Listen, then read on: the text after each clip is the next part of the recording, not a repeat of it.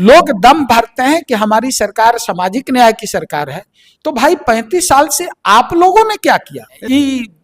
लोगों ने इसको दूसरे रूप दे दिया। लोगों ने दिया या नेताओं ने? एक पद तो लिए हैं, सुख सुविधा विपक्ष का लिए हैं, लेकिन विपक्ष का जो आवाज होनी चाहिए इन्होंने नहीं। जो नीतीश कुमार ने ताकत छीना, क्या ये सोची समझी राजनीति है? नीतीश करंट बिहार में चल रहा है। मैं ज्यादा नहीं मांग रहा हूं बिहार की जनता से। आप 35 साल से बड़े भाई और छोटे भाई पर विश्वास किया है, जितना वो गुजरात पर ध्यान दिए हैं, स्वागत है। संदेश तो जाएगा ना, पीके ने कभी भी चिराग की आलोचना नहीं की।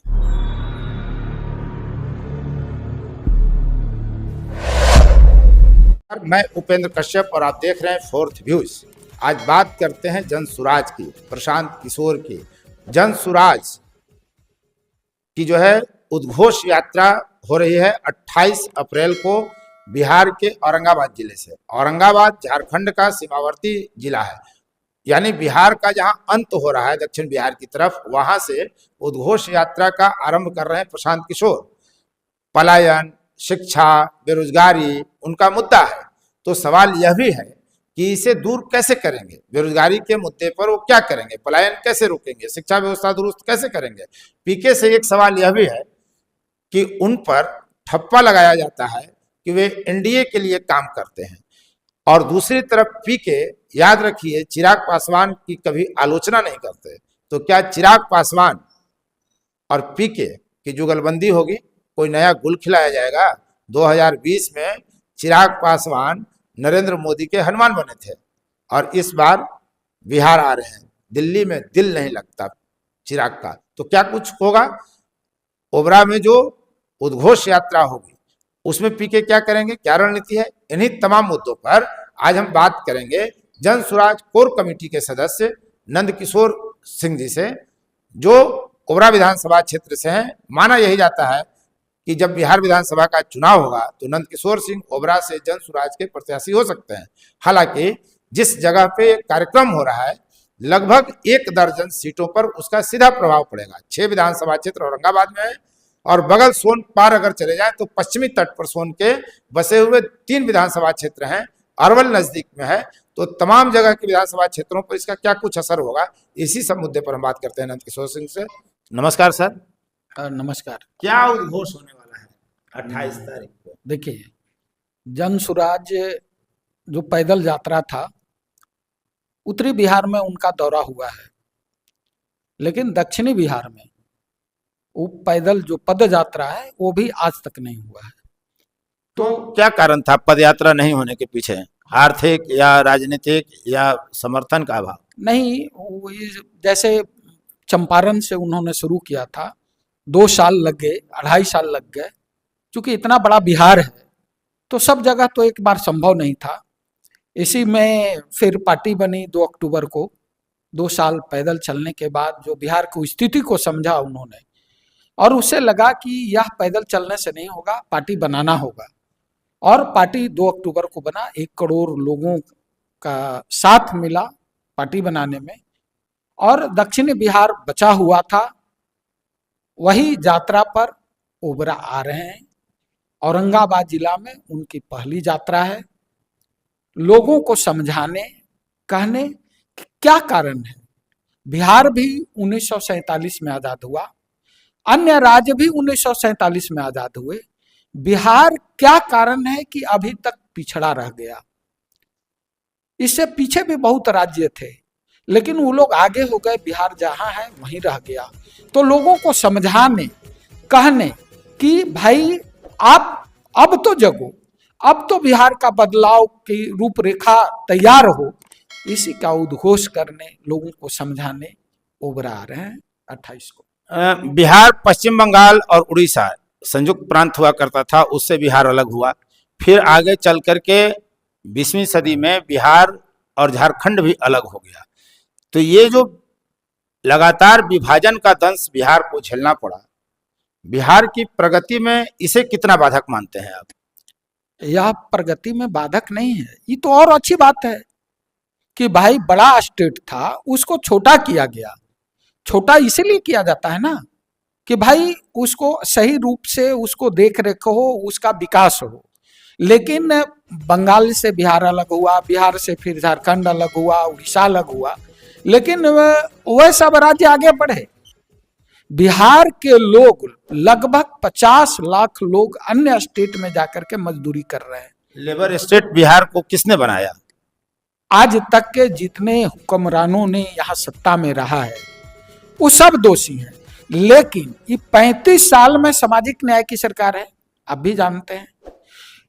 लोग दम भरते हैं कि हमारी सरकार सामाजिक न्याय की सरकार है, तो भाई 35 साल से आप लोगों ने क्या किया? सामाजिक न्याय की लड़ाई तो सवर्णों से लड़ाई करने के लिए है, बिहार के विकास के लिए थोड़ी लड़ाई है। नहीं नहीं, ये लोगों ने इसको दूसरे रूप दे दिया। लोगों ने दिया या नेताओं ने? असली तो भाई नेता लोग ही हैं जो इसका रूप दूसरा दिया। लेकिन सामाजिक न्याय की सरकार है, अति पिछड़ों की बात करते हैं, दलितों के लोग बात करते हैं, और अति पिछड़े और दलित के लोग ही ज्यादा मजदूर दूसरे राज्य में है। तो भाई आपने सामाजिक न्याय आज 35 साल से क्या किया? केवल सत्ता बचाने में है। आप उपेंद्र जी 10 साल से बिहार में कोई विपक्षी दल रहा है क्या? एक भी कोई विपक्षी दल नहीं है, क्योंकि नीतीश राजद तो है, प्रतिपक्ष के नेता है। हाँ, तेजस्वी प्रतिपक्ष के नेता नहीं रहते थे तो भाजपा का कोई ना कोई नेता रहा, सुशील मोदी भी रहे हैं। हाँ, देख पद तो लिए हैं, सुख सुविधा विपक्ष का लिए हैं, लेकिन विपक्ष का जो आवाज होनी चाहिए इन्होंने नहीं कभी दिखाया। तेजस्वी यादव तो रोज सूची जारी करते हैं कि नीतीश कुमार जंगल राज कहते थे, और आज देखिए कि कितना क्राइम हो रहा है, कितना घोटाला हो रहा है, वो गिनाते रहते हैं रोज। लेकिन अंदर की क्या बात है? लालू प्रसाद जी तो कुछ दिन पहले ऑफर दिया नीतीश कुमार जी को कि आप आ जाइए, और अंदर से तो तेजस्वी जी भी चाहते हैं कि चाचा आ जाएं। इसी फेरा में भारती भी बोली कि भाई चाचा है, चाचा से कैसा दूरी? भाई तो फिर आप जान रहे हैं कि कब इधर आए, तो आप उस तरह का विरोध नहीं न कर सकते, आप नहीं कर सकते। वह क्षमता नीतीश कुमार ने दोनों से छीन लिया है, विरोध करने की ताकत। हाँ, तो ये जो नीतीश कुमार ने ताकत छीना, क्या ये सोची समझी राजनीति है नीतीश की कि मेरे भ्रष्टाचार के ऊपर न बीजेपी बोले न राजद बोले? ये संभव है, संभव है दोनों को। इसलिए तो दोनों उनको अपना चचा मानते हैं, गला लगते हैं। लेकिन चलिए, बिहार की जनता ऊब चुकी है। जन सुराज के बारे में अंडर करेंट बिहार में चल रहा है।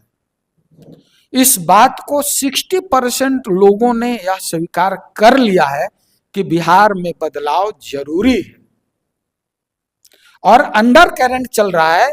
और मैं आपको विश्वास दिलाता हूं, ओबरा, दाऊदनगर, औरंगाबाद की जनता को मैं विश्वास दिलाता हूं कि लोग जो 35 साल से आपके बच्चे पढ़ाई किया, लेकिन आपको छोड़कर घर जो जाना पड़ता है, जन सुराज की सरकार बनाइए, साल भर के अंदर पलायन रुकेगा।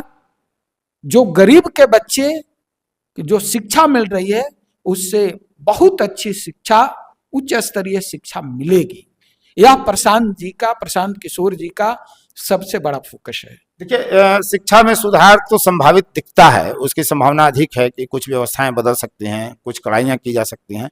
लेकिन शिक्षा में सुधार के लिए क्या, अगर पीके की सरकार बन गई तो उनमें इतनी क्षमता है, इतना विल पावर उनमें है कि वो तमाम सरकारी कर्मियों के बच्चों का सरकारी विद्यालयों में पढ़ना अनिवार्य कर सकें? अगर उस तरह की व्यवस्था बन गई, यह संभव नहीं है, क्योंकि आज के बात नहीं है, ये अंग्रेज के टाइम से। इलाहाबाद हाईकोर्ट ने तो निर्णय भी दिया था। खैर वो निर्णय अलग होता है, लेकिन यह धरातल पर संभव नहीं लग रहा है। तो फिर हाँ, बदलेगी। उन्होंने तो घोषणा किया है कि जब तक सरकारी स्कूल की व्यवस्था नहीं ठीक होगी, अगर गरीब के बच्चे प्राइवेट में पढ़ना चाहते हैं वो पढ़ेंगे, लेकिन उसका शुल्क कौन देगी? सरकार देगी। और जब व्यवस्था एक दिन में थोड़ी होगा, इस व्यवस्था को सुधारने में कम से कम 10 साल लगेंगे। धीरे धीरे। मतलब आप परोक्ष रूप से ये कह रहे हैं कि 10 साल के लिए सत्ता पीके को दीजिए? नहीं, ये तो जनता पर निर्भर है कि जनता क्या करेगी।